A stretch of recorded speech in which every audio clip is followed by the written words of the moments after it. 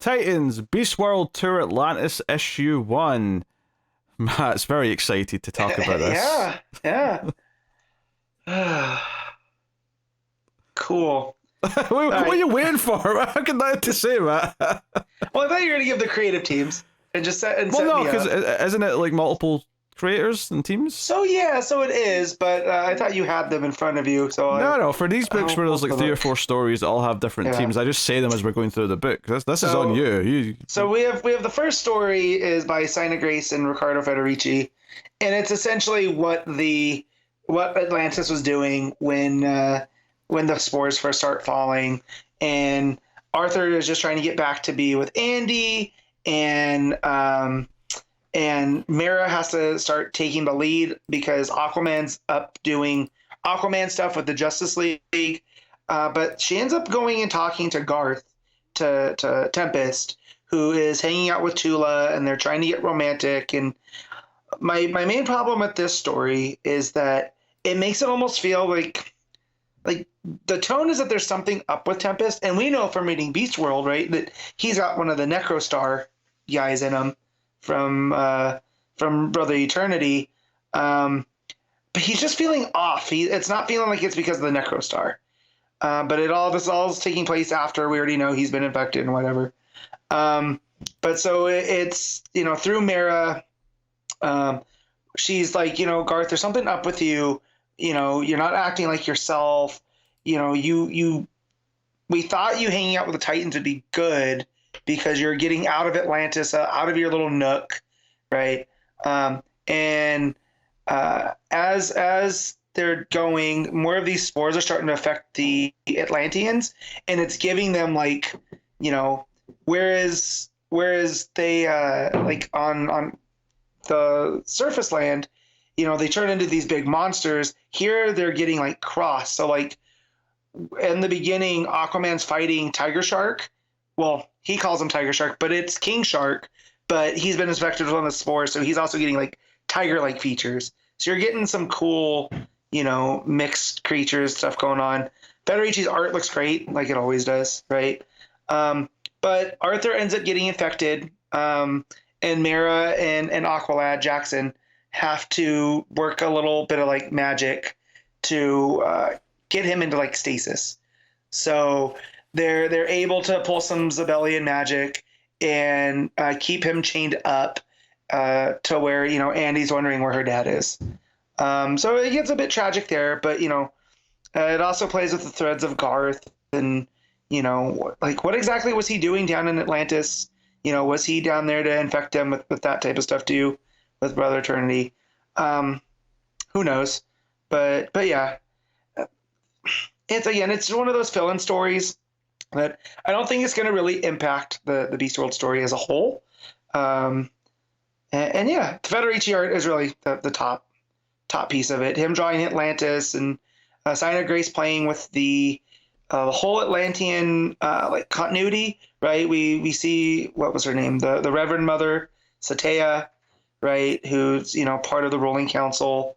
They talk about the Crown of Thorns defense system and all that stuff. So it felt nice to visit that NECA DC since it's been a while, because I can't tell you the last time. I think I read the first issue of Black Manta was the first time or the last time that I've read an Aquaman book. So it's the been a second while. story, what's that? I said it's been a while. Yeah. Yeah. So the second story is by Frank Thierry and Valentine Leandro or Di Leandro. Um, and this one's a lot more fun. And it's called Just When You Thought It Was Safe to Go Back in the Water, which instantly from there I'm like, okay, Oh, let's see what's here. someone made a Jaws reference, so Matt is Yeah. in a good mood Oh, now. it's more than that. So we already know, like I like Valentine De Leandro's art. Like it's got that blocky, kind of pulpy, heavy dark lines and not muted colors, but they're not like the brightest. And it just sets a certain tone, right? It sets a kind of pulpy, adventure-y tone. Um, and so this starts up in Amnesty Bay, and there is a police chief and a guy in a very bad, tan suit with an orange tie talking about how we can't close the beaches because there's been some manta ray attacks. and the frame pushes in, and would you know it, the guy in the suit is drawn to look like the mayor from Jaws. Uh, and the police chief, when it goes to him, kind of looks like Roy Scheider, right?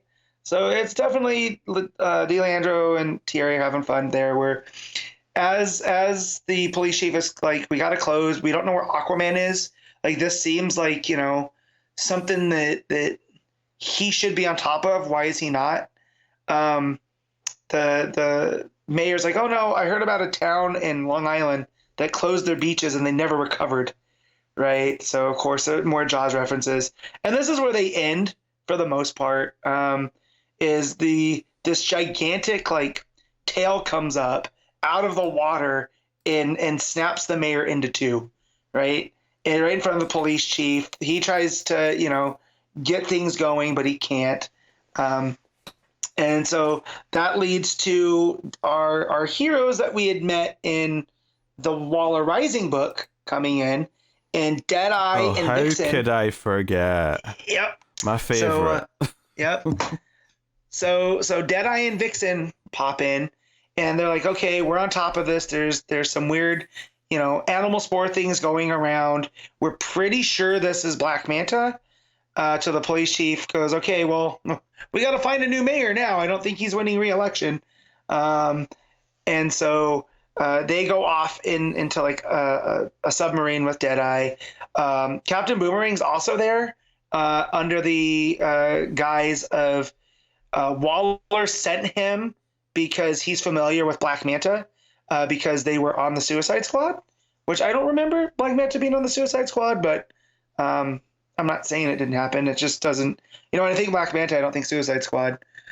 So they go and they start hunting again. It's not the last of the Jaws references, but they end up going hunting for this gigantic Black Manta into the ocean. And they end up getting him. Vixen tries to use her tie into the red to try to calm him down, and it starts to work. And despite that, Boomerang throws a harpoon, and it strikes this gigantic Black Manta creature, and it starts thrashing around again. Eventually, Deadeye and Vixen get things under control, and they get Black Manta, and they end up pulling the spore out, and it returns it back to size. And Vixen starts to wonder, wait, so this is the second time you've been infected with one of those things, and this time you grew to be a gigantic stingray. Like, what is going on? And Captain Boomerang looks at his phone. There's an incoming call. They ask him who it is. He goes, who do you think? And he starts talking to Waller, and it goes into Waller's lab. She tells him, you failed. You're supposed to bring the Manta creature back because this is part of my second part of my plan. Boomerang tells her that, nothing I could do. Vixen and Deadeye are kind of on top of things. And then she goes, that's fine. I have backups. And it shows that she has Dolphin from Atlantis, and it exposes her to a spore. And she claims that she's the one that infected Black Manta with this new kind of spore that she's tampering with. So out of the stories, this one was, besides all the Jaws stuff, which I do love and I appreciate, it kind of did push Waller's story forward, which I find is weird considering these are in backups that I don't know how many people are reading, right? So, like, again, not that her messing with the spores is a big story point that they can't cover. It just seems weird that it's happening in this backup to be introduced. But yeah, again, the art is fantastic. The gigantic manta ray looks great in the art style. Deadeye's costume, who I'm not a big fan of because it's got that weird Cyclops kind of mask with the almost skull aspect. It looks more like just machine. It almost looks like he's just wearing a big, face mask on his head. And the way that DeLeandro draws the cape, it just it gives him more bulk. It makes him look like a more imposing figure, which is kind of nice. But yeah, it was out of the stories, it's probably the best here, which then leads to the last story, which is Out of His Depths by Megan Fitzmartin and Maria Laura Sanapo. And this is Jackson's story continued from the first part where he's with Mara and he's supposed to be watching Andy while she tries to, fix Arthur. And Jackson's trying to do more. He's afraid that Mara only thinks of him as his father's son, and that he's, got the chip on his shoulder because he's always admired Mara, right? And it's not just because he's half Zabellian and all of that. It's that he looks at her as like a true leader in ways that Arthur's just not. And that, with his powers, with the water bending and all of that, he needs, he feels a kinship with her and he feels like it's not returned. So there's a lot of cool character stuff in here for Jackson and Mara. But because Jackson's so careless in how they're handling this, a bunch of these shark creatures start attacking, and Jackson realizes that they're Amazons that have been infected with the spores. So once they pull the spores from them, though, you're going to have these, air breathers stuck underwater. So Jackson uses his water powers to put like a bubble around their heads. So when they pull the spores out and they turn back to regular humans, they can get them back to the surface.